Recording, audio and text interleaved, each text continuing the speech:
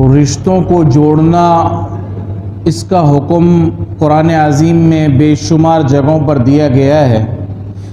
اور اسی طرح احادیث مبارکہ میں ایک حدیث قدسی ہے کہ آپ علیہ الصلاۃ والسلام نے یہ ارشاد فرمایا کہ اللہ تعالیٰ یوں فرماتے ہیں کہ جو صلہ رحمی کرتا ہے تو میں اس کو جوڑ لیتا ہوں، اور جو رشتوں کو توڑتا ہے تو میں اس کو توڑ دیتا ہوں۔ یعنی اس کی عمر سے برکت ختم ہو جاتی ہے، مال میں برکت رہتی نہیں ہے، تو اس وجہ سے آدمی جو ہے وہ اللہ تعالیٰ سے جتنا زیادہ دور ہوتا جائے گا تو اللہ تعالیٰ سے گویا ٹوٹ جاتا ہے۔ قرآن عظیم میں جو یہ آیت آئی ہے کہ جو شخص صلہ رحمی کو توڑتا ہے اور زمین میں فساد کرتا ہے تو یہی وہ لوگ ہیں لعنہم اللہ، کہ اللہ تعالیٰ نے ان کے اوپر لعنت کی ہے اور ان کو اللہ تعالیٰ نے بہرا بنا دیا ہے، وَأَعْمَى أَبْصَارَهُمْ، اور ان کی آنکھوں کو اللہ تعالیٰ نے اندھا بنا دیا ہے۔ رشتہ دار دو قسم کے ہی ہوتے ہیں، ایک مالدار، دوسرے غریب۔ اب مالدار آدمی اگر غریب سے جوڑے گا تو اس کو بھی برکات حاصل ہوں گی، اور غریب آدمی بغیر کسی وجہ کے، بغیر کسی مقصد کے اور مفاد کے اگر امیر رشتہ دار سے ملے گا تو اس کو بھی ثواب ملے گا۔ آج ہمارے ملنے اور جلنے کی جو وجوہات ہوتی ہیں وہ مال ہی ہوتا ہے، در حقیقت رشتے کو مد نظر نہیں رکھتے، اور یہی وجہ ہوتی ہے کہ ہمارے جو بچے ہوتے ہیں ان کو رشتوں کی پھر پہچان بھی نہیں ہوتی ہے، کہ ہم جب ہاتھ پکڑ کر اگر اپنے بچے کو 5 سال 8 سال کا جو بچہ ہے اس کو لے کر جب جاتے ہیں کہیں پر تو اس سے رشتے کو متعارف نہیں کرواتے ہیں، بلکہ ہم یہ کہتے ہیں کہ اس سے ہمارا کاروباری یہ تعلق ہے، اس سے ہمارا لین دین کا یہ تعلق ہے، تو بچے کے ذہن دل دماغ میں بھی وہی رشتہ بیٹھ جاتا ہے کہ اسی کو کہتے ہیں، اگرچہ وہ حقیقی زندگی کے اندر وہ ماموں ہوتا ہوگا یا چچا ہے یا دیگر کوئی اور رشتہ ہے، لیکن اس کا کوئی اعتبار نہیں کرواتا۔ یہ ایک انسانیت میں ایک بہت بڑا زوال اس طرح آتا ہے کہ ہم نے اپنے بچوں کو در حقیقت پہچان نہیں کروائی ہوتی، اور اگر کسی سے مالی نقصان پہنچ جائے تو ہم جب اس کو متعارف کرواتے ہیں تو یہی کہتے ہیں کہ اس شخص سے بچ کر رہنا، اس نے مجھے اس طرح نقصان پہنچایا ہے اور یہ شخص ٹھیک نہیں ہے۔ تو گویا کہ اگر کہیں ہم رشتے کی پہچان کرواتے بھی ہیں، نفرت کا بیج جو ہے وہ ڈال کر اس کو پہچان کرواتے ہیں کہ بھئی نفرت کا یہ بیج ہم نے بو دیا ہے اور اب اس کے ذریعے سے جو بھی ہوگا وہ آپ کے سامنے آتا رہے گا، تو یہ نسل در نسل پھر جو ہے چلتا جاتا ہے معاملہ اس طرح، وجہ اس کی مال ہی بنتا ہے۔ رشتوں کو نبھانے میں بڑا کردار جو ہے وہ مالداروں کا ہوتا ہے اس زمانے میں۔ وجہ یہی ہوتی ہے کہ غریب رشتہ دار عام طور پر اگر ہمارے جو یہاں کا معاشرہ ہے وہ اگنور کرنے کا بہت زیادہ ہے، اور غریب آدمی کو بہت زیادہ اگنور کیا جاتا ہے، نظر انداز کیا جاتا ہے، اس کو نہیں پوچھا جاتا کہ یہ ہماری دعوت میں کیسے آ گیا، بلکہ عام طور پر اس کو دعوت بھی نہیں دی جاتی ہے۔ ایک حدیث میں آپ صلی اللہ علیہ وسلم نے یہ بڑی سخت وعید فرمائی کہ بدترین دعوتیں اور کھانے کی وہ ہیں کہ جہاں امراء اور مالدار لوگوں کو تو بلایا جائے لیکن غریبوں کو نہ بلایا جائے، یہ بدترین دعوتیں ہیں، یہ برکت سے اٹھی ہوئی دعوتیں ہیں۔ غریب رشتہ داروں میں بسا اوقات ایسے رشتہ دار بھی ہوتے ہیں کہ جو ملنے سے ہچکچاتے ہیں، کوئی تکبر نہیں ہوتا ہے، وہ ملنے سے ہچکچاتے اس وجہ سے ہیں کہ یہ مالدار ہیں، میں اس کے پاس جاؤں گا تو نہ جانے یہ میرے سلام کا جواب بھی دے گا یا نہیں دے گا، اور ہمارے معاشرے میں یہ عام ہے کہ اگر کسی کو عام طور پر سلام کیا جائے تو اگر وہ دور کا کوئی غریب رشتہ دار ہے تو اس کی طرف دیکھا بھی نہیں جاتا، اگر دیکھ بھی لیا جائے تو وہاں نظریں کر دی جاتی، پھر کہتے ہیں ہم نے تو دیکھا ہی نہیں تھا، میرا تو دھیان ہی نہیں تھا۔ پھر قریب جا کے ملو تو بھی ایسے ملتے ہیں جیسے کہ پہچانتے ہی نہیں۔ تو معاشرے میں بے برکتی آج جو ہمارے معاشرے میں ہے، جو نفسا نفسی ہے، اس کی ایک وجہ وہ یہ بھی ہے کہ عام طور پر غریب رشتہ داروں کو دھتکارا جاتا ہے، اس سے ہمیں بچنا چاہیے۔ تو مالداروں کو چاہیے کہ خود جا کے ان سے ملیں، تو ایک طرح سے یہ تکبر بھی ختم ہو جاتا ہے۔ آدمی کے اندر جو ساری بیماریاں، حسد کی، کینہ، بغض، عداوت، یہ جو چیزیں آنا شروع ہوتی ہیں، اس کی بنیادی وجہ وہ تکبر بنتا ہے، جو آدمی کے غصے کو ابھارتا ہے کہ میں تو ایسا تھا، مجھ میں تو یہ بڑائی ہے، میں تو ایسا بڑا آدمی ہوں اور یہ مجھ سے نہیں مل رہا، میرا تو اتنا اتنا کاروبار ہے اور مجھے اس کے پاس جانا پڑے گا، میں اس کے پاس جا کے ہاتھ ملاؤں، میں اس کو سلام میں پہل کروں، اس کی اوقات ہی کیا ہے؟ تو سامنے والے کو ہمیشہ 2 ٹکے کا سمجھنا اور آدمی اپنے آپ کو بڑا سمجھے، یہ ایک بہت بڑی بیماری ہے جو اگر آدمی کے اندر آ جائے تو انسان کا سارا ستیہ ناش ہو جاتا ہے، جانور بن جاتا ہے، پھر وہ سکون مال میں ہی تلاش کرتا ہے۔ آپ دیکھ لیں جو جتنا زیادہ مالدار ہوگا، کروڑ پتی ہوگا، ارب پتی ہوگا، تو اس کا رہن سہن بالکل غریبوں سے اور مسکینوں سے بہت دور کا ہوگا۔ میت بھی ہو جائے غریبوں میں، اپنے رشتہ داروں میں، تو وہ پوچھے گا بھی نہیں اس کو، اپنے اٹھنے کے حساب سے اٹھے گا اور پھر کہے گا کہ اچھا میت ہو گئی ہے، بچوں کو کہے گا یار بعد میں چلے جانا اور ہماری طرف سے بھی کچھ پرسہ کر دینا اور تعزیت کر دینا۔ یہ حالات ہے، پتہ ہی نہیں ہے کہ کون مر رہا ہے کون جی رہا ہے، وہ اپنی زندگی میں جی رہا ہے، وہ سمجھتا ہے کہ میں ان چیزوں سے ہٹ جاؤں گا، حالانکہ وہ بھی پریشان ہی ہوتا ہے، وہ رشتہ داروں سے ملنا ہی نہیں چاہتا، ان کو دیکھنا ہی نہیں چاہتا۔ یہ اندر سے جو ہے نا خود بخود مال کی ایک نحوست ہے، جب یہ ہمارے معاشرے کے اندر جب یہ زیادہ آ جاتا ہے تو انسان پھر اپنوں سے کنارہ کش ہو جاتا ہے۔ عام طور پر یہ دیکھنے میں ملے گا آپ کو جو ہمارے معاشرے میں چل رہی ہے، میں باہر کے ممالک کی بات نہیں کر رہا، وہاں کیا ہوتا ہے اس کا تو مجھے معلوم نہیں ہے، لیکن ہم نے جو اپنے شہری زندگی کے اندر جو دیکھا ہے کہ جن کے پاس جتنا زیادہ آ گیا ہے تو رشتوں کو سب سے زیادہ پہلے لات مارے گا، وہ رشتے کو نہیں پہچانے گا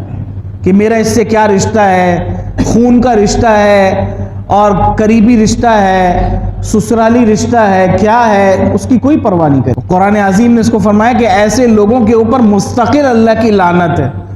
آدمی جو ہر وقت کسی نہ کسی پریشانی میں رہتا ہے اور وہ اللہ کی طرف متوجہ بھی نہیں ہو رہا ہے تو یہ بھی علامت ہے کہ اللہ کی لعنت کے اندر آیا ہوا ہے۔ میں نے 2 باتیں عرض کی ہیں کہ آدمی مستقل کسی نہ کسی پریشانی میں ہر وقت دل مبتلا ہے اور بے چین بیٹھا ہوا ہے اندر سے، اور وہ اللہ کی طرف متوجہ نہیں ہے کہ اللہ سے مانگ لے، اللہ کے آگے گڑ گڑا لے، کسی کی مدد کے لیے کوشاں ہو جائے، یہ دل میں خیال بھی نہیں آتا ہے، لیکن پریشان اندر سے ہے، بے چین ہے اندر سے، تو یہ بھی اللہ کی لعنت کا ایک مظہر ہے کہ اس کو سکون ہی نہیں مل رہا ہے، اور یہ آئے دن ڈاکٹروں کے پاس جا کر اپنا اندرونی چیک اپ کرواتا رہتا ہے کہ میرا یہ مسئلہ تو نہیں ہو گیا، میرا وہ مسئلہ تو نہیں ہو گیا، میں ڈپریشن کا مریض بن گیا ہوں۔ یہ ساری جو ہے یہ اللہ کی لعنت میں آیا ہوا آدمی ہوتا ہے، اور ایک وجہ وہ رشتوں کو توڑنا بھی ہوتا ہے، یا رشتوں کو نبھانا ہی نہیں چاہتا آدمی اور ملنا ہی نہیں چاہتا کہ بھئی پتہ نہیں میرے پاس کیوں آ رہا ہے۔ یہ امیر اور مالدار آدمی کی یہ ایک فطرت ہوتی ہے ہمارے زمانے میں، جو ہم جہاں رہتے ہیں اس کے پاس جا کے ملا جائے، عام طور پر یہ دیکھا گیا ہے تو وہ یہی سمجھتا ہے کہ پتہ نہیں کیوں آ رہا ہے، اس کو مال کی ضرورت ہوگی۔ ارے بھئی اگر مال کی ضرورت بھی ہے تو دے دو نا اس کو، تو دوہرا ثواب تمہیں مل جائے گا، تم خود اس کی ضرورت کو تلاش کرو۔ ہمیں تو یہاں یہ کہا گیا کہ آتوا الزکاۃ، کہ تم زکوٰۃ کو ادا کرو، جا کر دو ان کو، یہ نہیں کہا گیا کہ زکوٰۃ کو نکال دو، صرف نکال کے تو آدمی رکھ سکتا، اس کا حکم نہیں دیا گیا، بلکہ کہا گیا کہ آتوا الزکاۃ، اقیموا الصلاۃ وآتوا الزکاۃ، کہ نمازوں کو قائم کرو اور زکوٰۃ کی ادائیگی کرو۔ آج اگر مالدار اگر رشتوں کو نبھانے کے اندر اگر مال کو عام کریں گے نا، جن کے پاس اللہ نے خوب دیا ہے، تو وہ اپنے ہی رشتہ داروں کو اگر مال کو عام کریں گے نا، وہ لوگوں کے دلوں کے اندر اپنی محبتوں کو اور دعاؤں کو خود پیدا کر دیں گے، پھر ان کے لیے ہاتھ اٹھانے کی ضرورت نہیں پڑتی۔ رات کے کسی پہر آنکھ کیا کھل جائے، آدمی اس کے لیے اللہ کی بارگاہ میں دعا کرتا ہے، اللہ میرے فلاں رشتہ دار کی زندگی میں برکت عطا فرما۔ یہ تجربے کی بات ہے، یہ نیکی کرنے کا صلہ آدمیوں دیتے ہیں اللہ تعالیٰ۔ میرے دوستوں بزرگوں، یہ بہت زیادہ اہمیت کی حامل ہے کہ ہم رشتوں کو پہچانیں اور رشتوں کی پہچان اپنے چھوٹوں کو کروائیں اور نفرت کے انداز میں نہ کروائیں کہ یہ تو فلاں ہے، اس نے تو یہ کام کیا ہے، اس کا تو سارا رشوت کا مال ہے اور اس نے تو اتنا سود کھا کے یہاں تک پہنچائی ہے، یہ تم نے پہچان کروائی ہے؟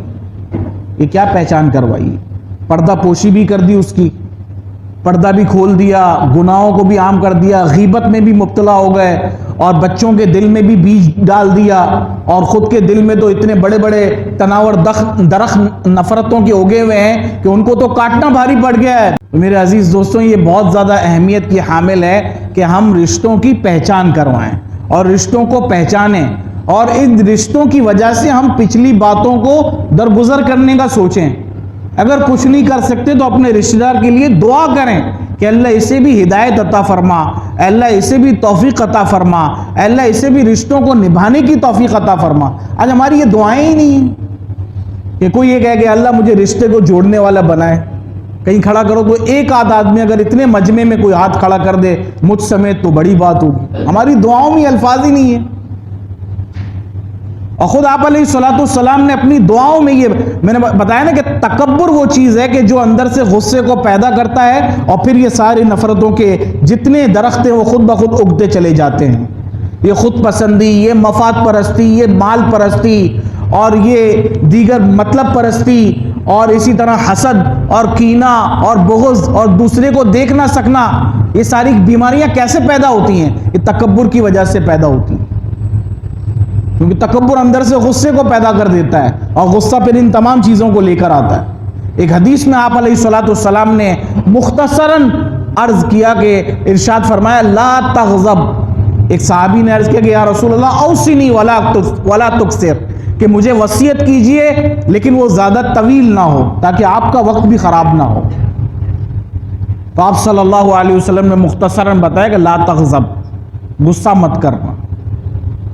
کیونکہ یہی وہ تکبر کو پیدا کر دیتا ہے اور اس کی وجہ سے آدمی کے اندر جو ہے وہ بیماریاں آنا شروع ہو جاتی ہیں، مختلف کنارہ کش ہونا شروع ہو جاتا ہے۔ مالدار آدمی وہ کنارہ کش ہونا شروع ہو جاتا ہے۔ آج دیکھ لیں ہمارے معاشرے کے اندر جو مالداروں کی سوسائٹیاں ہیں وہ بالکل الگ تھلگ ہیں،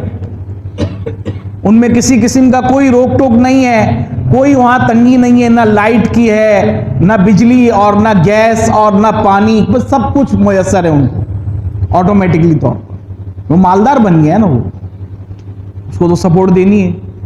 جو غریب آدمی ہے اس کو نہ، وہ تو جانور ہے نا، اس کو تو نہ بجلی دینی ہے، نہ اس کو پانی دینا ہے صاف ستھرا، اور نہ اس کے لیے کوئی گیس وغیرہ کا انتظام، بس وہ جانور ہے، جانوروں کی طرح زندگی گزار دے، نہاتا ہے تو نہائے، نہانا ہے تو نہانا ہے، ٹھیک ہے۔ معیاری زندگی تو یہ گزار رہا ہے جس کی صاف ستھری، جس کی گاڑی اتنی صاف ہے کہ ایک غریب آدمی کا جسم اتنا صاف نہیں ہوگا، اس کی گاڑی میں اس کو اپنا چہرہ نظر آتا ہے، ایسی گاڑی رکھتا ہے، اور مختلف قسم کی خوشبویات اور ساری چیزیں، اور پتہ چلتا ہے کہ اس کا اسٹیٹس الگ ہے، یہ مسلمانوں کا ایک الگ شخصیت ہے اور یہ جو ہے باقی گھٹیا جو ہیں وہ دوسرے ہیں۔ نعوذ باللہ من ذالک۔ یہ کیوں پیدا ہوا ہے؟ یہ رشتوں کو توڑنے کی ایک وجہ یہ بھی ہے، رشتوں کو نہ نبھانا یہ بھی وجہ ہے۔ یہ تکبر اندر سے اتنا زیادہ آ گیا کہ وہ خاطر میں ہی نہیں لانا چاہتا، دیکھنا ہی نہیں چاہتا۔ اور آپ صلی اللہ علیہ وسلم نے باقاعدہ یہ دو دعائیں تو ایک عجیب انداز کی مانگی ہیں کہ اگر وہ اپنی زندگی کا ہم حصہ بنا دیں تو انشاءاللہ تعالی یہ ساری بیماریاں ہم سے دور ہو جائیں گی۔ ایک میں فرمایا کہ اللہم انی اعوذ بک من الکبر والعجب، اے اللہ مجھے تکبر سے بچا، اپنی پناہ عطا فرما، والعجب اور خود پسندی سے بھی بچا۔ تکبر اور خود پسندی میں تھوڑا سا فرق یہ ہوتا ہے کہ تکبر میں آدمی سامنے والے کی سامنے جو ہے وہ اچھا بننے کی کوشش کرتا ہے، سامنے والے سے تعریف کو چاہتا ہے، اس کو تکبر کہتے ہیں۔ عجب کہتے ہیں خود پسندی کو، کہ شیشے میں اپنے آپ کو دیکھنے کی وجہ سے خود یہ کہتا ہے کہ اللہ میں تو اتنا اچھا ہوں، مجھے تو اچھا ہی ملنی چاہیے، میں تو مستحق ہوں اس چیز کی۔ یہ دونوں بیماریاں آدمی کو بڑی خطرناک ہیں۔ اللہم انی اعوذ بک من الکبر والعجب، اے اللہ مجھے تکبر سے بچا کہ میں یہ چاہوں کہ لوگ میری تعریف کریں، لوگ مجھ سے آ کر ملیں، لوگ میں آگے نہ بڑھوں سلام کرنے کے لیے، لوگ مجھے سلام کریں، الیاذ باللہ۔ یہ خناسیت ہے، ٹس سے مس نہیں ہوں گے، بعض لوگ اپنی جگہ بیٹھے رہیں گے اور جو ہے نا کوئی آگے سلام کرے تو جی یوں سلام کا جواب دے دیں گے، یہ ان کا انداز ہوتا ہے۔ حالانکہ آپ صلی اللہ علیہ وسلم کی زندگی میں ہمیشہ کہ اذا التفت التفت جمیعا، کہ جب بھی آپ صلی اللہ علیہ وسلم کسی کی طرف متوجہ ہوتے تو صرف اپنی گردن کو نہیں موڑتے بلکہ پورا اس کی طرف متوجہ ہو جاتے ہیں، چاہے وہ کوئی بھی ہے۔ ہمارے یہاں تو غریب کو سلام دینے کا اور سلام کرنے کا رواج ہی ختم ہو گیا۔ اور دوسری دعا آپ علیہ الصلوۃ والسلام نے جو مانگی، اللہم انی اعوذ بک من السمعۃ والریاء، اے اللہ مجھے اپنی تعریفات لوگوں کو سنانے سے اپنی پناہ میں رکھ، اور ریاکاری کرنا اور نمائش کرنے سے مجھے اپنی پناہ میں رکھ۔ یہ مالداری جب آتی ہے تو نمائش کو آٹومیٹک اپنے ساتھ لے کے آ جاتی ہے کہ دکھلاوا ہو جائے، نمائش ہو جائے، تعریف ہو جائے، میں اچھا بن جاؤں، میری لوگ تعریف کرنے لگ جائیں۔ اور خاموشی سے نیکی کرنا تو وہ سمجھتا ہی نہیں ہے، نہیں بھئی پتہ تو چلے کہ میں نے اتنا فنڈ دیا ہے فلاں مسجد میں، پتہ تو چل جائے کہ میں نے اتنی چیریٹی کی ہے، اس طرح میں کرتا ہوں، فنڈ میں دیتا ہوں۔ یہ نیکیوں کو، جو کی بھی نیکیاں ہوتی ہیں اس کو بھی برباد کر دیتی ہیں۔ اللہم انی اعوذ بک من السمعۃ، اے اللہ لوگوں کو سنانے سے میری اپنی پناہ میں رکھ کہ لوگ سنیں میری تعریف کو، والریاء اور نمائش سے، اور جو ہے وہ دکھلاوے سے اللہ مجھے اپنی پناہ میں رکھ۔